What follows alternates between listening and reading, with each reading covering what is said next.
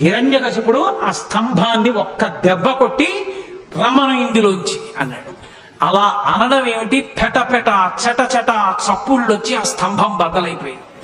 బద్దలైపోయి అందులోంచి ఒక్కసారి విస్ఫులింగములు పైకొచ్చి పెద్ద కాంతి మండలం ఏర్పడి కందులతో చూడడానికి వీలు కానంత భయంకరమైన తేజస్సు ఒకటి బయటకు వచ్చింది.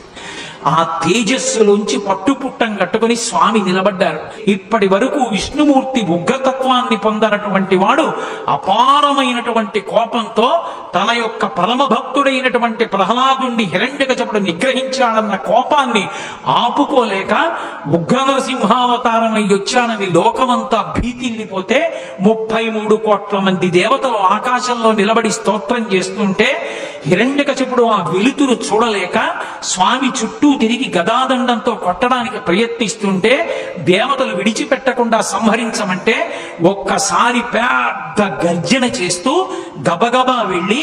ఆ హిరణ్యకశిపుని యొక్క డొక్కల దగ్గర పట్టుకుని పైకెత్తి కలుగులోకి పారిపోతున్నటువంటి ఎలుకని నాగుపాం పట్టుకుని పడగ పైకెత్తితే ఎలా ఉంటుందో అలా డొక్కల దగ్గర పట్టుకుని పైకెత్తి గడప దగ్గరికి తీసుకొచ్చి ఇంట్లో కాదు బయట కాదు గడప మీద పగలు కాదు రాత్రి కాదు ప్రదోషవేళ జంతువు కాదు పాము కాదు ఆయుధం కాదు వస్త్రం కాదు శస్త్రం కాదు రాక్షసులు కాదు దేవతలు కాదు యక్షులు కాదు గంధర్వులు కాదు కిందెలు కాదు కింపురుషులు కాదు నరుడు కాదు జంతువు కాదు నరసింహమై ఆ గంగానది సుడిదిరిగినట్టుగా ఉన్నటువంటి ఆ నాభి కనపడుతుండగా విశాలమైనటువంటి వక్షస్థలంతో పెద్ద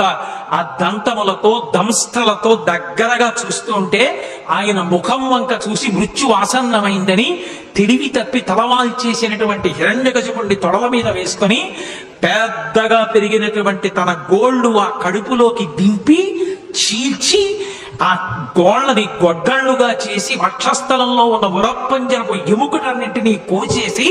పటపట విరిచి ప్రేగులు తీసి మెళ్ళో వేసుకుని ధారలుగా కారుతున్న నెత్తురు దోషిళ్లతో పట్టి తాగి కేసరములన్నీ నెత్తుటితో తడిసిపోతే తాను నెత్తుటితో తడిసి అక్కడ ఉన్న రాక్షస గణములన్నింటినీ సంహారం చేసి పెద్ద శబ్దాన్ని చేస్తూ ఆ ప్రేగులు తీసి మెళ్ళో వేసుకుని గిరగిర తిప్పి డొల్లబడినటువంటి హిరణ్యకశిపుడి శరీరాన్ని విసిరేసి భయంకరాకృతితో నడుస్తుంటే బ్రహ్మాది దేవతలందరూ స్తోత్రం చేశారు.